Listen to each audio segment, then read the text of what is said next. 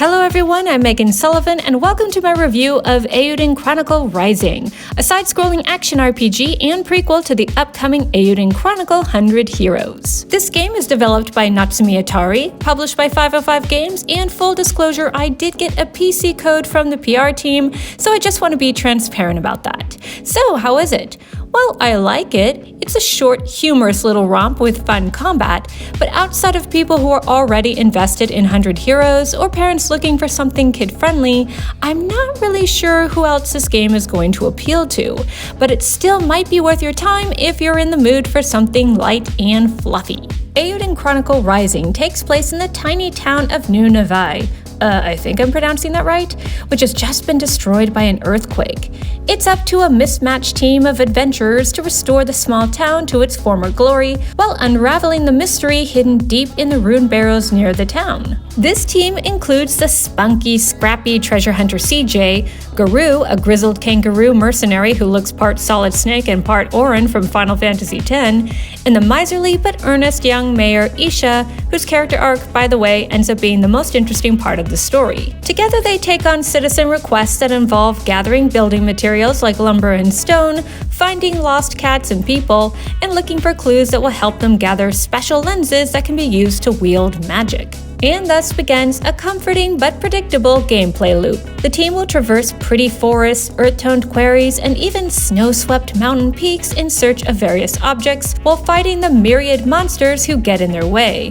Then they return to town, hand over materials needed to rebuild shops and homes, and receive money, experience, and a stamp for their efforts. Collecting enough stamps will allow the town to grow and the heroes to link up their attacks on the battlefield.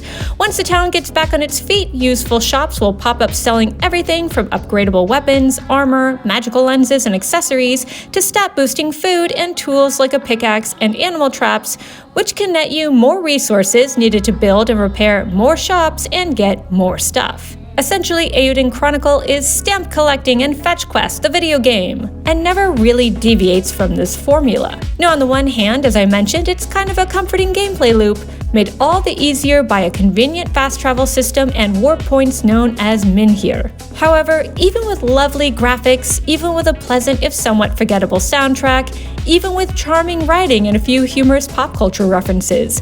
For example, the Crocodile Hogan is clearly a nod to Australian actor Paul Hogan. This gameplay loop is constantly in danger of getting mundane, especially since there's only one town and a small handful of dungeons, which means there's quite a bit of backtracking. Luckily, the fun, snappy combat keeps the tempo up and carries the game all the way to the end. Like Odin Sphere and similar games, Rising's non-violent combat, i.e. there's no scary gore or blood so it's family-friendly, consists of characters racing through a 2D plane from left to right or right to left and sometimes up and down, while whacking enemies with weapons and either blocking or evading their attacks. Each of the three heroes has their own weapons and moveset, essentially giving players a balanced RPG team.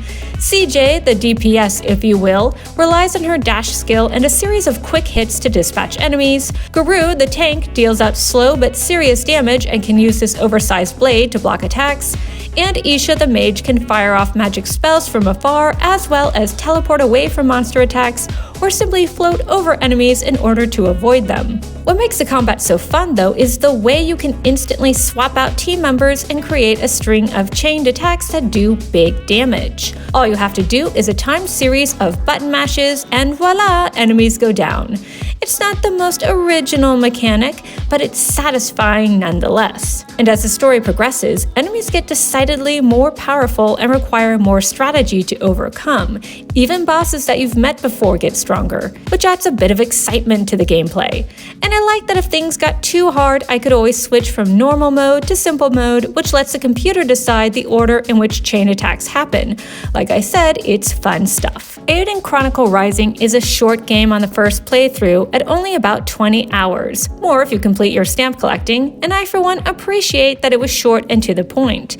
I also appreciate it's a promise kept to fans of the Kickstarter campaign for 100 Heroes. That Kickstarter did so well that a bonus game was made that introduces players to the world of Eiyuden Chronicle, and I hope we see the characters here in 100 Heroes because they're all super charming. This little bonus game may not be groundbreaking and I wouldn't call the mechanics deep, but it's fluffy and harmless. So if you're invested in 100 Heroes, have kids, or are just in the mood for something short and uplifting, you might want to check out Eiyuden Chronicle Rising. Thanks so much for watching, guys. See you later!